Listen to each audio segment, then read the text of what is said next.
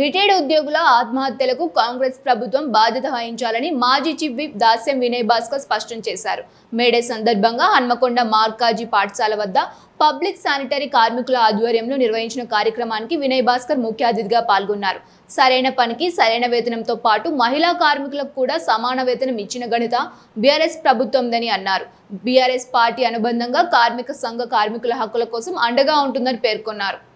రాష్ట్ర కేంద్ర ప్రభుత్వం మరి కార్మిక వ్యతిరేక నిర్ణయాలు ఎండగడుతూ మరి ఈరోజు వారి హక్కులను కాలరాస్తూ వారు పోరాడి సాధించుకున్నటువంటి ఆనాడు అంబేద్కర్ గారు మరి కార్మికుల పక్షపాతిగా ఉండి కార్మిక శాఖ మంత్రిగా ఉండి వారికి 8 గంటల పని దినాలతో పాటు మరి పిఎఫ్ గ్రాట్యుటీ అదేవిధంగా వారి సంక్షేమం కోసం సరైన పనికి సరైన వేతనం అని చెప్పి అదేవిధంగా మహిళా కార్మికులకు కూడా సమాన వేతనములు ఇచ్చి మరి ఆ రోజు కార్మిక లోకానికి ఆదర్శమైనటువంటి అంబేద్కర్ గారి ఆలోచన విధానాన్ని మరొక్కసారి మరి సంఘటిత అసంఘటిత కార్మికుల్లో చైతన్యం నింపేదానికి బీఆర్ఎస్ పార్టీకి అనుబంధంగా ఉన్నటువంటి కార్మిక విభాగం ఈ మాసమంతా కూడా కార్మిక చైతన్య మాసంగా పరిగణించి మరి అనేక కార్మిక అడ్డాలలో అనేక కార్మిక పని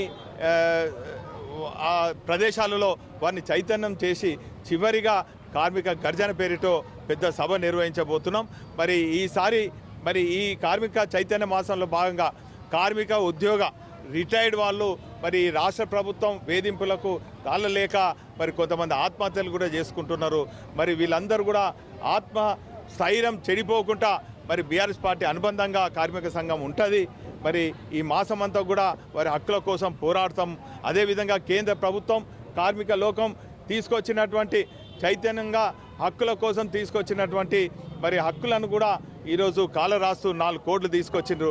ఆ 4 కోట్లకు వ్యతిరేకంగా కూడా ఈ మాసం అంతా కూడా సంఘటిత అసంఘటిత కార్మికులను చైతన్యం చేస్తామన్నటువంటి విషయాన్ని సందర్భంగా తెలియజేసుకుంటూ నిన్న కార్మిక జాక్ ఆధ్వర్యంలో కొన్ని నిర్ణయం తీసుకోవడం